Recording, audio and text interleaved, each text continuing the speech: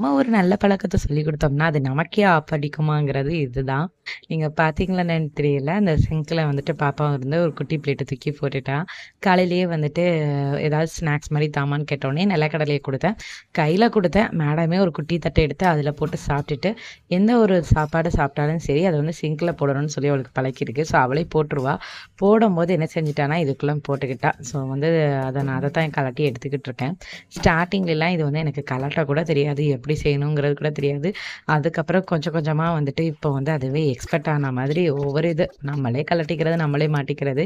பாப்பா இந்த மாரி போட்டுருவாளேன்னு சொல்லிட்டு அந்த ஹோல்குள்ளக்க எப்பொழுதுமே வந்துட்டு நான் என்ன செய்வேன்னா, ஸ்பூனு இல்லன்னா டம்ளர் ஏதாவது ஒண்ணு வைப்பேன். பட் இன்னைக்கு மறந்துட்டேன். கரெக்ட்டா தூக்கி போட்டுட்டா. ஒரு விஷயத்த நம்ம வந்து புதுசா செய்றதுக்கும் 2வது தடவ, 3வது தடவ செய்யும்போது நம்ம என்னமோ அதில எக்ஸ்பர்ட் மாரி ஒரு ஃபீல் விடுவோனும் பாருங்க. அது எக்ஸ்பீரியன்ஸ் பண்ணவங்களுக்கு தான் தெரியும். இன்னைக்கு லஞ்சுக்கு வந்து சாம்பாரும், கோஸ் பொரியலும் தாங்க வச்சிருந்தேன். இன்னொரு விளாக்ல